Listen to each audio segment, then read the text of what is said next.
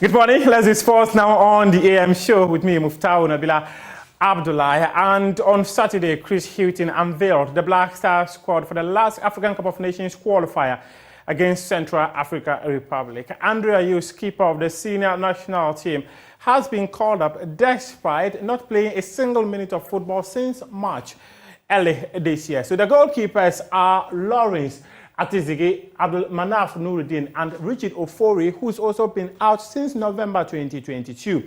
Defenders are Alidu Seidu, Kingsley Schindler, Stefano Ambrosius, Joseph Addo, Alexander Jiku, Nicolas Opoku, Bar Rahman, and Gideon Mensah. Bar Rahman is also making a return to the team after about 4 months absence. Midfielders are Abdul Salih Samed, Baba Idrisu, Edmond Addo, Andrea Yu, skipper of the senior national team, Elisha Owusu, Mohamed Kudus, and Ransford Yebua. And Baba Idrisu is making a return to the senior national team as well. Thomas Partey is absent because he's injured. For the forwards, we have Inaki Williams, Antoine Semenya, Jordan Ayew, Ernest Niama, Osman Bukari, Joseph Pinsel, and Jonathan Sowa of Midiama SC. These are the players Chris Hughton has called up. And Vice President of the Ghana Football Association, Addo, who doubles as the management committee chairman of the senior national team, has justified the inclusion of Andrea Yu into the 25-man squad.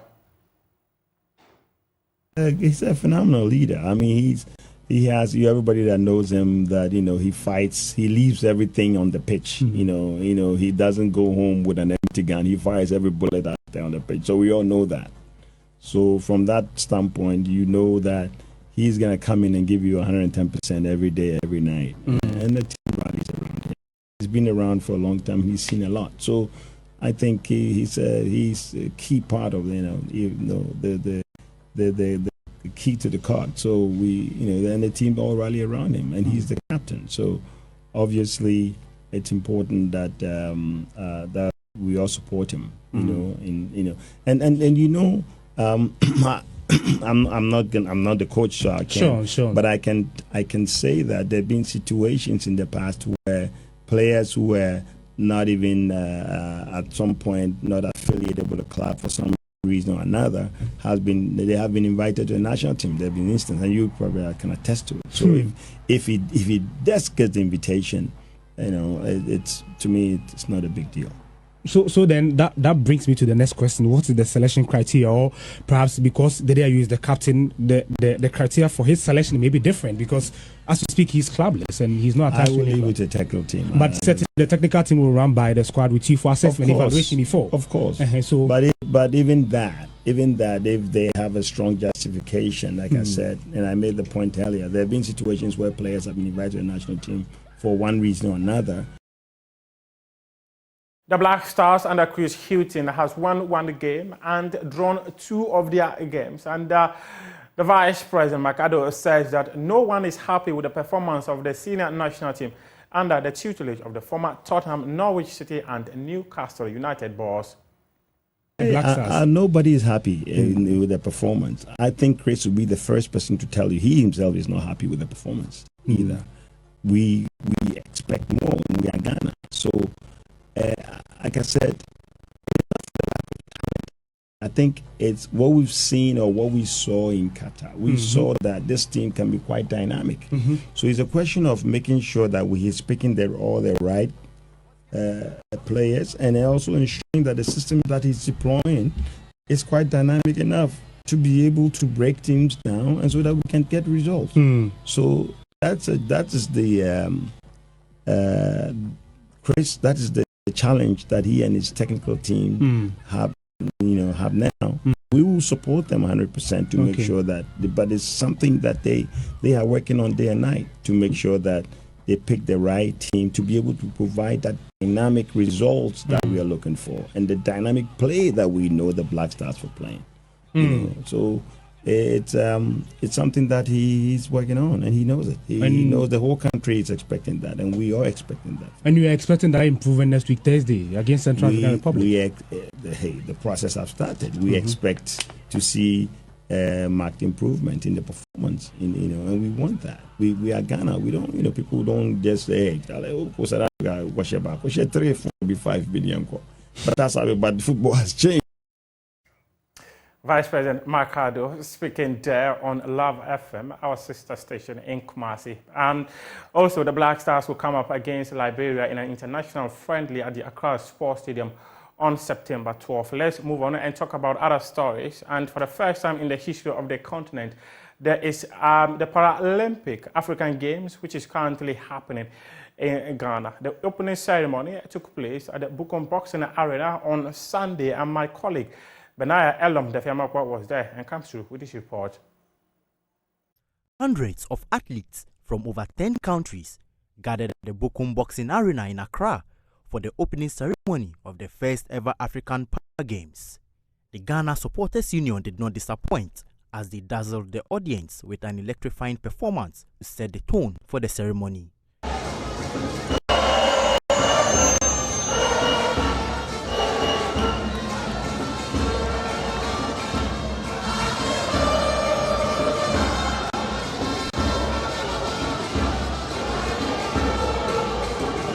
In attendance were the president of the African Paralympic Committee, Samson Dean, Minister of Youth and Sports, Mustafa Yusuf, and other dignitaries.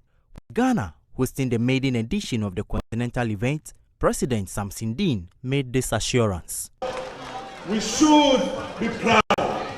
Ghana, Ghana, Ghana, we made it. We made it.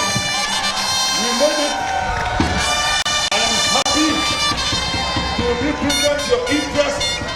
I am happy to make the day happen. September 3, 2023 will be the day that we will forever remember in the history of the sport. This is what we have called, we have fought, we have engaged, we have made sure that today happens. 36 years of our sport, we have it today. And I hope that we get the qualifications to the Paralympic Games in Paris 2024. Sport Minister Mustafa Yusuf said parasports will help people with disability to feel more included in society. Today, as we open a new page in our existence, let us use this game as a purposeful vehicle, highly envisioned to promote social inclusion and help eliminate stigma against persons with disability, and provide them with the opportunity to demonstrate their abilities and achieve excellence in diverse facets of life. As we witness this event today, let us be reminded of the United Nations Convention on the Rights of Persons with Disability, which enjoin us to promote, protect, and ensure full and equal enjoyment of all human rights and fundamental freedom by persons with disability, and to promote and respect for their inherent dignity. The tournament was later officially launched with performances that represent the various African countries partaking in the tournament. With your indulgence, and on behalf of His Excellency the President of the Republic, I wish to declare the first African Para Games Accra 2023 duly open.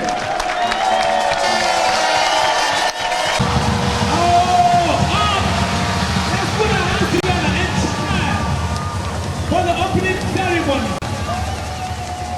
we have in there Liberia, Mali, Togo, Benin, Nigeria, Senegal, Ghana, Liberia, West Africa. Oh,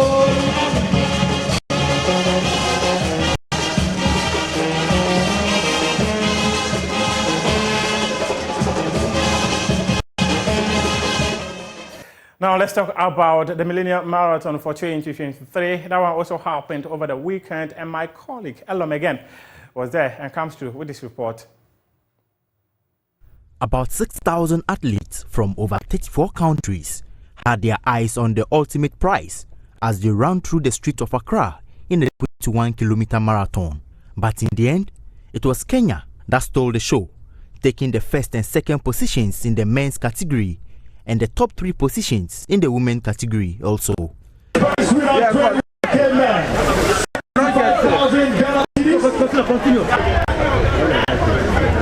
you very much for your massive support. Peter Mwaniki, who emerged top in the men's category with a time of 1 hour 2 minutes 57 seconds, took home 75,000 Ghana cedis. Let me say I'm happy and I feel good. It's not easy to reach just a race like this. So the first thing I just thank God, for next year maybe I will be back again. In the women's marathon, Kenya's Lilian Lelei also took home 75,000 Ghana cedis after finishing first with a time of 1 hour 11 minutes. I was not sure because we come with a lot of colleagues from Kenya. I've been in Europe, Italy, many countries in Europe, Switzerland, Stralugano Marathon, Verona Marathon half. Tanzania, I was last month. And have you ever won any of such in any of those countries? Most of the time I was position 2, but now I win the race. So